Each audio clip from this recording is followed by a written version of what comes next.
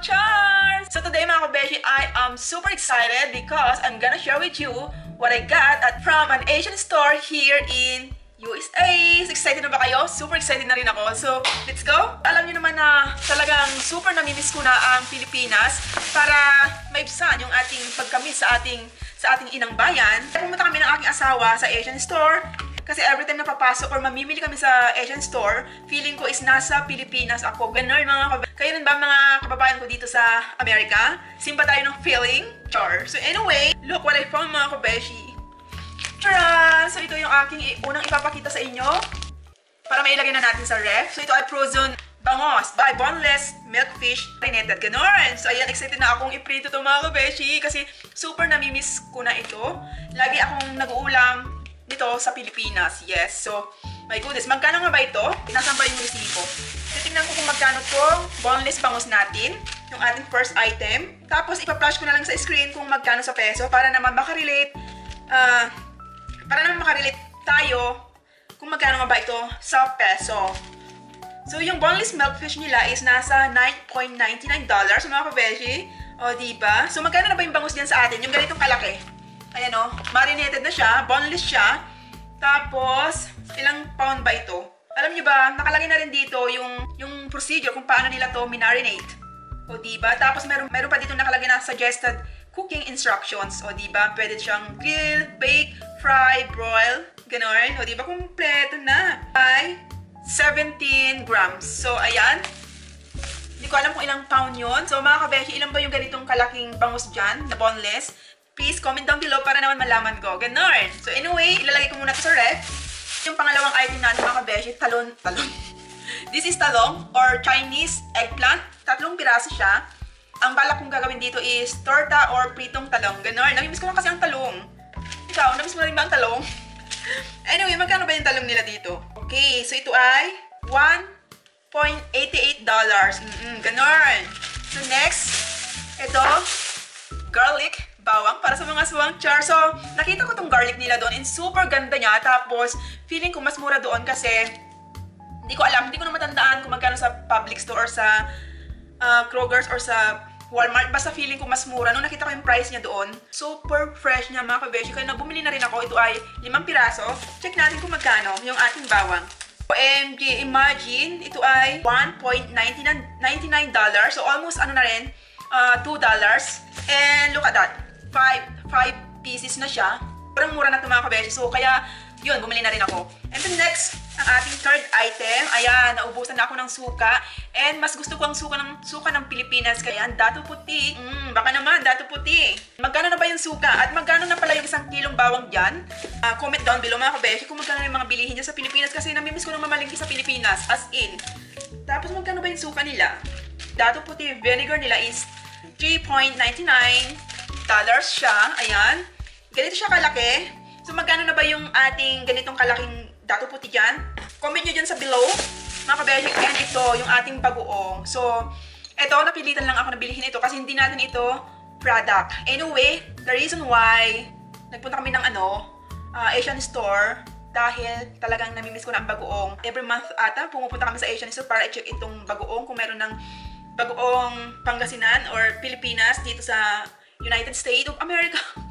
Pero wala pa silang bagoong. So, sabi ko, itry ko tong bagoong ng mga taga-Vietnam. So, review natin kung next time kung ano ba yung lasa nito. So, magkano nga ba itong bagoong nila? Ayan o. Ganito kalaki. Ito ay nasa 200 ml. So, magkano ba ito? Mura lang to. Nasa $2.59 siya mga kabeshi. So, next. Okay, ano ba ito? Oh, yan. Paubos na rin pala yung yung oyster sauce namin. Kaya bumili na rin ako ng oyster sauce. So, ito siya. Feeling ko hindi ito Philippine product. Product in Thailand. Sa Thailand pala to. Akala ko Pilipinas. Kaya ito yung dinampot ko kasi mas mura doon sa product ng Pilipinas. Tapos sabi ko, try ko nga ito kung anong lasa. So, ito ay nasa 865 grams. So, check natin yung price niya kung magkano. Okay, nasa lang siya. Nasa $4.99. So, $5 na rin. And the next, ito, dashi or dashi powder. Ayan. Japanese product to. And super nagustuhan ko to kasi masarap to sa pag magsasabaw ako ng miso, nilalagyan ko ng dashi powder. Try nyo ito mga kabeshi, so good, as in, hindi kayo magsisisi, ganun. So magkano nga ba to? Ayan siya, sa malapitan. So check natin yung price. Sa $3.59 siya mga kabeshi, as in, mura lang siya. Tapos ito, product of Canada. So, ito ay liver spread, ganon.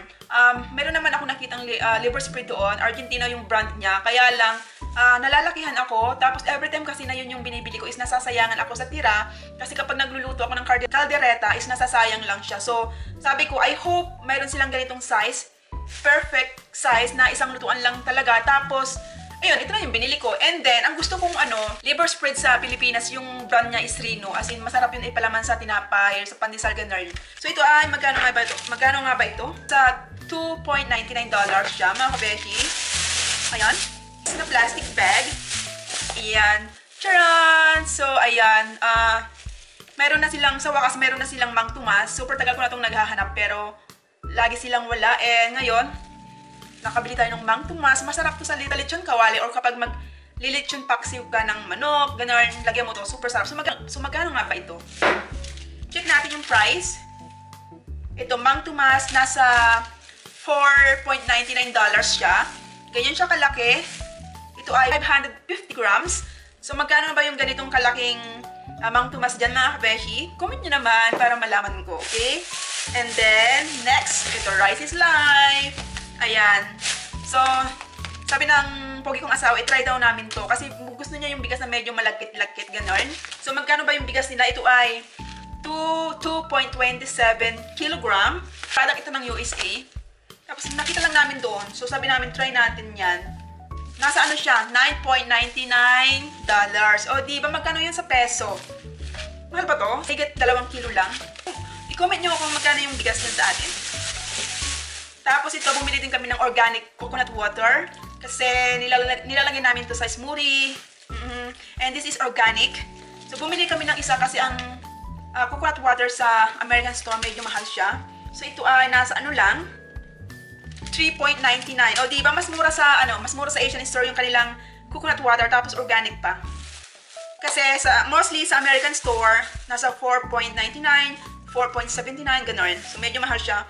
And bumili rin ako ng isang pirasong century tuna kasi namimiss ko na rin yung century tuna sa Pilipinas. So, ito ay 180 grams. Magkano ba yung ganitong kalaking century tuna dyan, mga kabeshi? Please comment down below. Huwag niyong kalimutan. So, tingnan natin yung price. Ang kanyang price is $2.59 siya.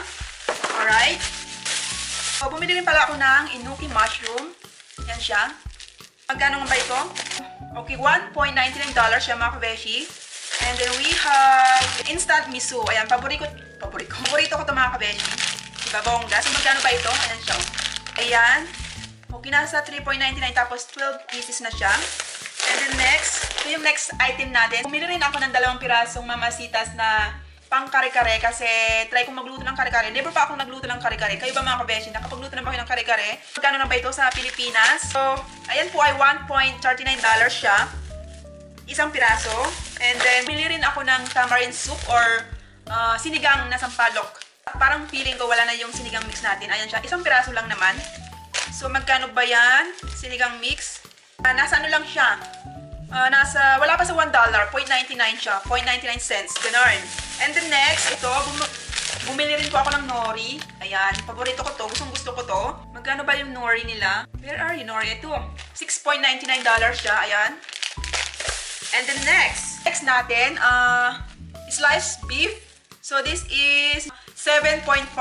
So, ayan, dati siyang 10.99. So, binili ko rin na rin to kasi naka-sale. Ayan, sliced beef. Ayan siya, oh. Lagyan natin dyan. And then, ito. Napakaraming buy bawang ito, mga kabeshi. Iba't ibang flavor yung aking binili. Papatikin ko sa aking asawa kung magugustuhan niya. So, ito yung buy bawang natin. Buy bawang number 1. Ito ay golden sweet corn butter flavor.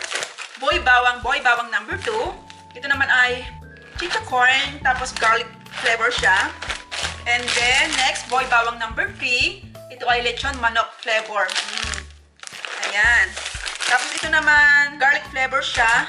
Cornet. Ayan. Next, ito naman is adobo flavor. Bongga! And last one, barbecue flavor. Ayan. So, ilang piraso ba yung nabili ko? 2, 4, 6 na pirasong buhay bawang. Tapos, yung isang piraso niya mga kabeshi is nasa ano lang siya, 1.39 kada isang piraso po. So, ayan yung ating napamili. Ayan, so ayan mga kabeshi, tapos na po yung ating haul. So ayan mga kabeshi, sana nag-enjoy kayo sa aking Asian store haul dito sa USA. If you like this video mga kabeshi, please don't forget to like, comment, and subscribe my channel. More food vlogs, ganon, and fun shopping videos. See you on my next vlog. Ingat lagi. Bye mga kabeshi! Kung magaganda na katulad ko, char!